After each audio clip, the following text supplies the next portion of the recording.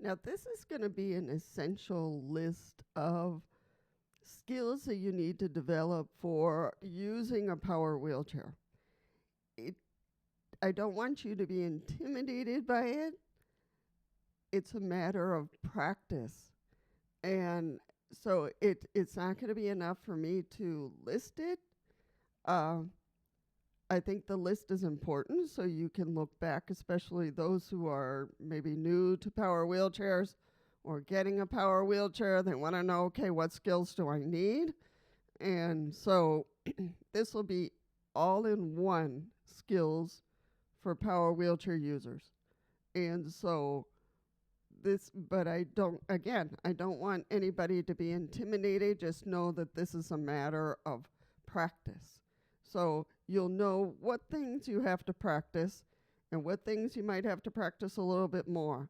So I think this is important because for manual wheelchairs, there's a ton of information, but for power wheelchairs, we really don't have a whole lot of information out there, just bits and pieces. And I've talked about some essential pieces of, caring for the wheelchair and the wheels and your batteries, and we've talked about all of that. But now I'm going to do in one capsulation of skills that you really need to care for the power wheelchair, but also use the power wheelchair. So if there's a skill that you hear on this list, oh, I've never done that, then that's something you might want to work on. And I'll tell short stories about, how I did it. So that, but, you got to start simple, when you're practicing something new. All right, so let's get to it. All right, so mastering basic operations, and we know that would start where? Yep, that would start with the joystick area. So understanding the controls. So it's just off and on, and then the joystick, which is the most important because the joystick is what's gonna move you forward, move you backward, move you sideways, move you in circles. So so this goes beyond simply knowing how to move forward or backward and turn. So take time to understand the different speed settings. So we have speeds as well on our control system. So the different speeds, how fast you go, how slow you can go, so that you can get a feel for the speeds and be able to choose appropriate speeds for the different situations. So that's going to be really important. When I'm outside, I go faster, obviously, because I want to get to where I want to go, and I want to cross the street as soon as I can. But nothing too fast that I get out of control.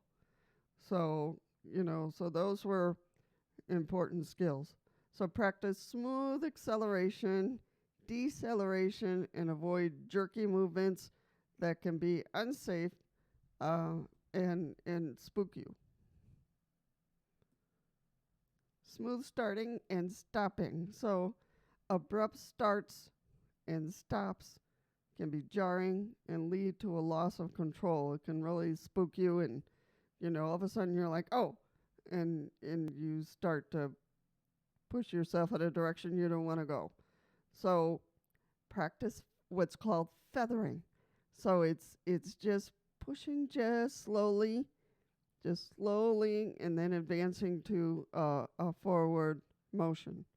So the joystick for a gradual increase and decrease in speed, just gradual.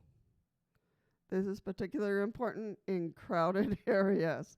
You don't want to go forward all of a sudden and ram a whole bunch of people. So you want to avoid that. So practice going slowly with that joystick, okay? Turning with precision. So practice turning in wide open spaces to understand your chair's turning radius. Now, yeah, and that's important because all of us have different power wheelchairs. some of us have, and this is what they're called mid wheel, back wheel, or front wheel. So, and they all turn in a different way. Mid wheel wheelchairs, they turn on themselves. They turn in a very tight circle. Those who have back wheel, their front is going to turn first, and those who have front wheel, their back is going to turn more. So that's a feel. You have to get a feel for how your power wheelchair turns. So you're not knocking somebody off their feet accidentally. So just get a feel for how your power wheelchair really turns. That's important. And just do it slowly when you're practicing. Body positioning and posture. This is important because even for myself, I have a bad spine. So if I tend to lean forward to get away from some pain, especially in the lower part of my spine, and I shouldn't do that. It's important to sit up straight, feet flat on your footrest. So, check yourself from time to time. How are you sitting? So you really want to sit correctly, so your body doesn't start to cause or react in pain, and then you don't know why it is. But sitting correctly is really important. This ensures your seating and backrest are adjusted correctly, so you can move. A lot of times in these power wheelchairs, you can adjust your backrest, a little bit forward, a little bit backward. So play around with that. It's down below.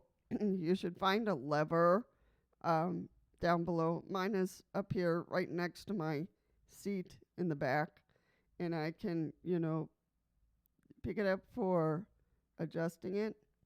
Yeah. And I just pull it up. It's on a spring, and I can push my backrest further back or further forward. So play around with that so you can get a good seating that's comfortable for you. Okay, number 2, safety first. That's my favorite topic. You all know. So cultivating awareness in safe practices. And, this is always, really important for all power wheelchairs. We don't want people who are on the loose out there. Situational awareness. So always be aware of your surroundings. This includes paying attention to people, obstacles, the texture of the ground surface, anticipating the movements of others to avoid collisions. So, or, that jerkiness or having to weave, you want to be careful. Navigating different surfaces, and this is really important as part of your practice, to kind of get a feel of how your power wheelchair functions.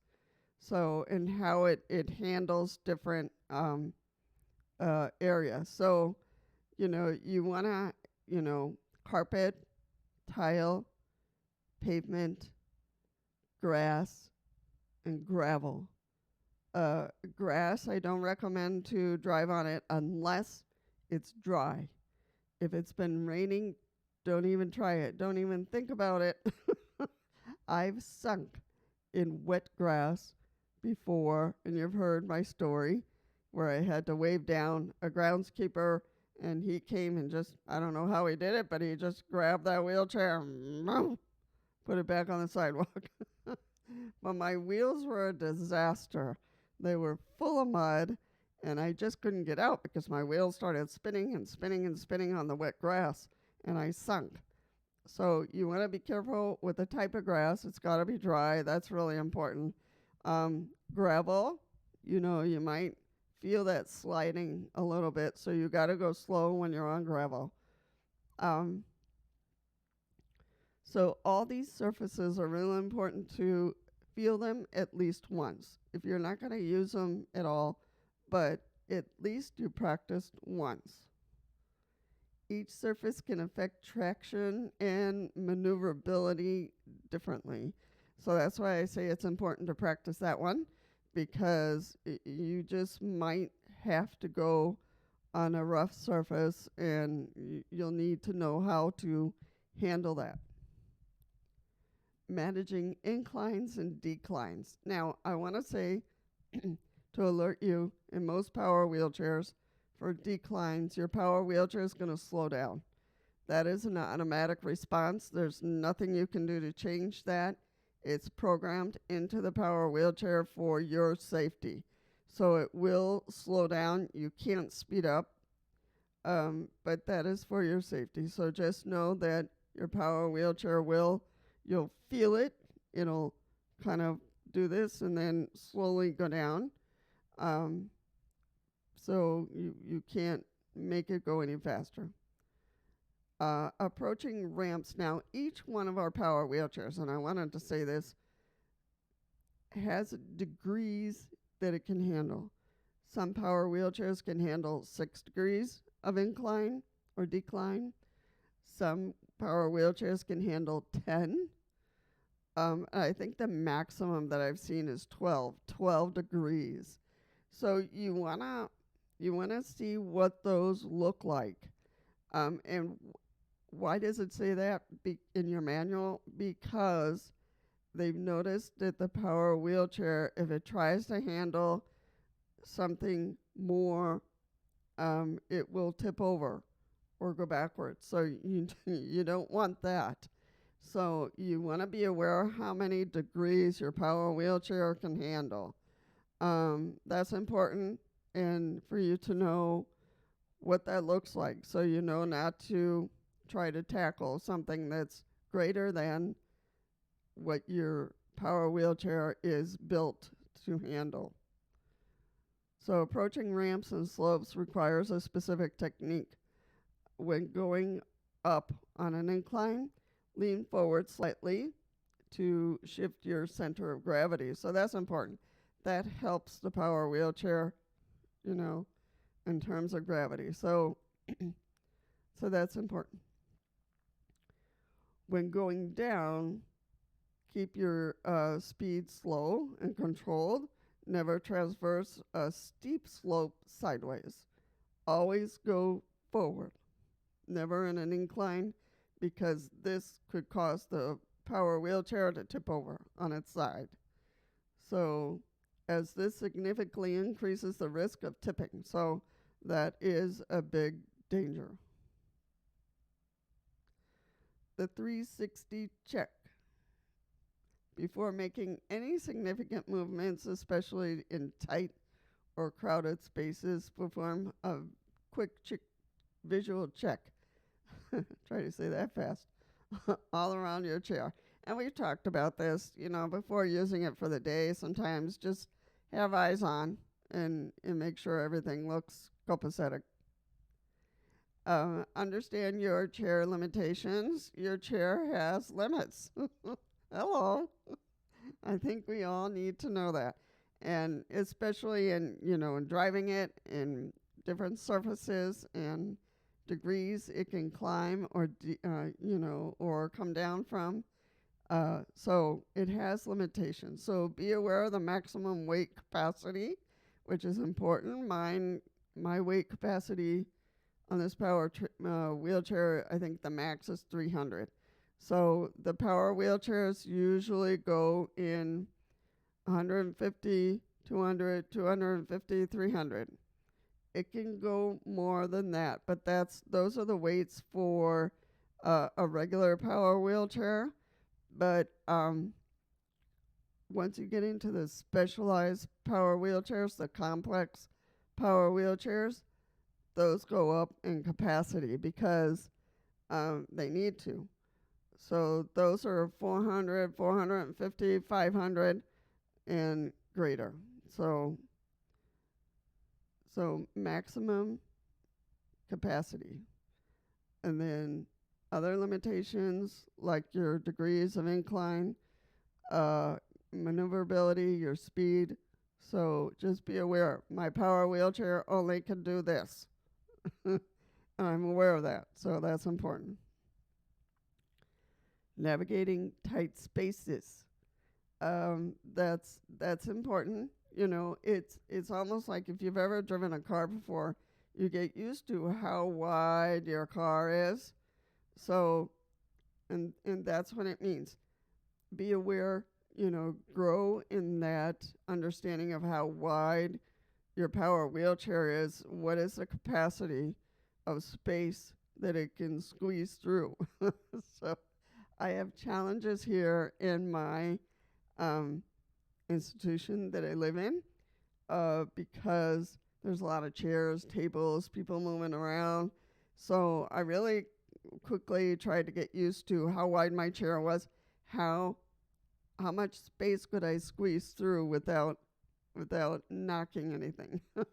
so so that's a good practice for you. You can take two blocks of wood or two cones and put them at different wideness and bring them gradually together to see what is too narrow for your power wheelchair. So that would be an excellent practice.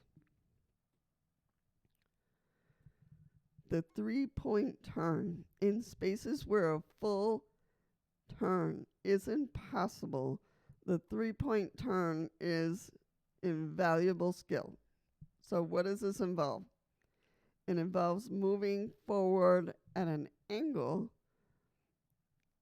and then backward at the opposite angle and finally forward again that completes the turn. I'm hoping that makes sense. Feathering the joystick. So, you know, just going slightly. This technique involves making very small control movements. So, you know, either going forward or turning. It's essential for precise positioning, such as pulling up to a table.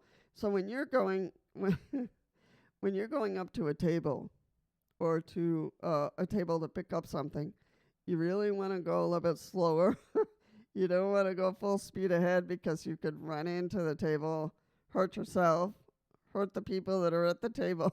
So feathering, just going much slower. It's essential for precision positioning, such as pulling up to tables or navigating through a crowded room. So you want to just be gentle with the joystick, just go slow. So feathering. Curb and obstacle management. So this is important. While it's always the best to use a curb cut, some power wheelchairs are designed to handle small curbs. So some of us can get down on curbs that are not too high. I really don't try that with my power wheelchair because my power wheelchair has a limit. It's pretty low to the ground. So if I try that, I'm going to get stuck on the sidewalk almost without doubt. Without a doubt, I will get stuck and I'll scrape the bottom of my wheelchair. So I don't try it. I always use curb cuts.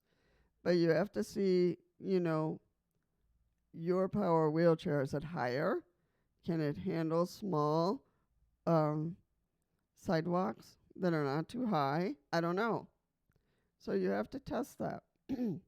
Just don't break your wheelchair. Just make sure that, you know, some people have very big tires and can do it. So this should only be attempted after receiving proper training. Yeah, because that is challenging. You don't want to break your power wheelchair. I know I would scrape up my power wheelchair and who knows what damage I would do. So, so understand your chair's capabilities and its limits. So if it doesn't feel right, it probably isn't for your chair. The key is to approach the curb head on and use a steady control motion. So, and very slowly. So, yeah, you want to be careful. If you have bigger tires or those inflated large tires, you could probably handle it. But again, my power wheelchair is too low to the ground. I would scrape the heck out of it and probably get stuck on the edge of the sidewalk. That would be a sight to be seen. Driving in reverse. This skill is really important, and I'll tell you why. Sometimes you can really get stuck in situations. I was at the hospital, and my 3 o'clock van did not come. And there was another guy behind me who was also waiting for that 3 o'clock van. It did not come. So he was calling, I was calling the company, and they apologized, and they said they would send somebody at 4. So we just kind of looked at each other and rolled our eyes. So we had to wait another hour for another van to come. So by that time, he was late, I was late. And some other people had been sitting, waiting to be picked up from the previous van. So he just looked at me and he said, "Would you mind if we picked up the other people?" I said, "No, let's just go pick them up because they've been sitting there for an hour like we have.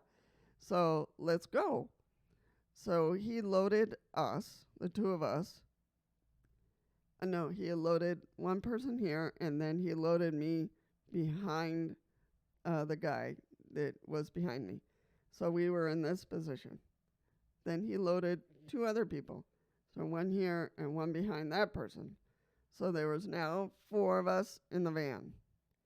He had one more person, and the driver was sweating on where he was going to put that last person. And I said, "Don't worry, put him behind me." And he said, "But how are you going to get out?" I said, "Don't worry, I'm very skilled. So put him as far back as you can, and I will maneuver out and then get on the ramp." So he was like, "You can do that?" And I said, "Yes." So he said, "Okay." So he loaded the last guy right behind me. So now there was 3 people on the left side of the van, and I was sandwiched in between the 2. So when it came time, one lady, kitty corner from me, did unload. So that gave me some more space to pull out. So that was good. So when we came to my stop, he was really worried. But I said, "No, just wait." So I just slowly, gradually pulled myself out, and then I couldn't turn. So I had to keep on going backwards onto the elevated ramp. And I got onto the ramp just fine. And he was like, "Now that," he said, "is skill." And the guy behind me was just laughing. He said, "Truly, I'm going to practice that one." So, but it takes practice to do something like that. So going backwards and trying to get out of tight spaces is really important. One, because of that reason. And, in other situations you might be stuck, that you have to make that delicate turn to be able to get yourself out of a tight space. So becoming proficient at driving in reverse is crucial for getting out of tight spots and for certain maneuvering situations. So practice going backwards. Don't be afraid of it. Go straight and try to, do a half turn. So all that maneuvering will pay off in a situation in which you are stuck. Okay? All right. So number 4, I think it's our last one. Yeah. All right. So keeping your chair in top condition. And we've talked about this already. How to clean it, what to do, what not to do, what kind of things how to clean it in between when you don't want to do the soapy water thing. So keeping your chair in top shape, it's daily checks that we've talked about, and once a month checks. So battery care, you already know how to do that, to plug it in every night. Avoid deep discharges and follow the manufacturer's recommendations for charging cycles and prolong your battery life. Keeping it clean, regular wipe down your chair to remove dust and debris that can interfere with mechanical electronic components, and we've talked about that extensively. And B, troubleshooting, basic troubleshooting. So if there's a problem, always pull your manual out, keep it, available when these things happen, and familiarize yourself with the basic troubleshooting steps. Hopefully you'll never have to do that. Power wheelchairs are built pretty strong and problem free, but you never know. Sometimes digital power,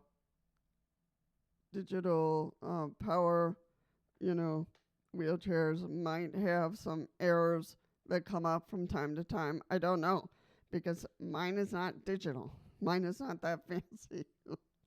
So it's more in the complex power wheelchairs that have digital numbers up above and messages up above that once in a while might give an error. So be familiar with those codes and see what your manual says. And if you're not able to fix it, always call the company or your therapist and they'll help you out. So it is highly recommended. The new power wheelchair user seek professional training. I didn't have any. They just dropped off the power wheelchair, showed it to me, and that was it. I was like, okay. But I had used a manual wheelchair in the past, so I kind of knew about maneuvering, but this was going to be with a joystick. I was like, how do I do this? But I began practicing in the hallway, and getting through doors and getting into my bathroom, getting out of my bathroom, and that kind of stuff. I had to remove some things from my bathroom so I could turn around and that kind of thing. So, they can be provided by a personal instructor. They can be provided by your therapist. You can ask your therapist to take time out to help you with your power wheelchair to learn basic skills, because they can't do it during therapy. If you're in the middle of therapy, she can't do that. He can't do that. But if you schedule some specific time to do that, then they'll be happy to do it. It's important to do it because the machinery is heavy. You got to be careful how you maneuver. So with dedication, these skills will become second nature. They will. And for me, they are already. My wheelchair is already 4 years old, so I've been doing this for a while. So this is really crucial for you to be able to practice. It doesn't mean, that I give you a list and voila. No, it takes practice.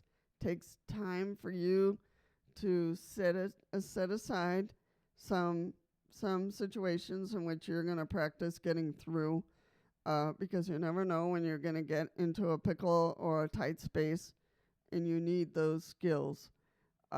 Your speed, all that kind of stuff is really important to feel for it and understand your power wheelchair. Really get familiar with it and do these practices that we just reviewed. So nowhere on the internet, I don't think, has anybody talked about these kind of skills, because there just isn't. There's tons of instructions for manual wheelchairs and good videos on manual wheelchairs. There just isn't for power wheelchairs. I'm not sure why, but for me, it's important. So for our channel, it's very fitting for me to at least have a list here so that people understand what kind of skills they need to develop, what kind of things they really need to work on and practice, so that they are comfortable in their own skin, and comfortable in their own chair. All right, folks, if there's any questions about this or any skill that I left out, please let me know, and I'll be happy to get back to you, and we'll fill in, whatever questions you might have. And if you have a skill that you practice or you learned, please feel free to add it so that we're not missing anything. All right, folks, go practice and let me know how it goes. Now, don't forget to check the like button and subscribe if you like to get some notifications of new videos, and share the video for someone who might need it. Let's see what else you can do. It's all free, and more subscribers is good for the channel, helps us grow, but liking also helps us grow, and any comments you want to leave also helps us grow. So all for free and helps the channel be stronger. Take care, and I'll see you in the next one.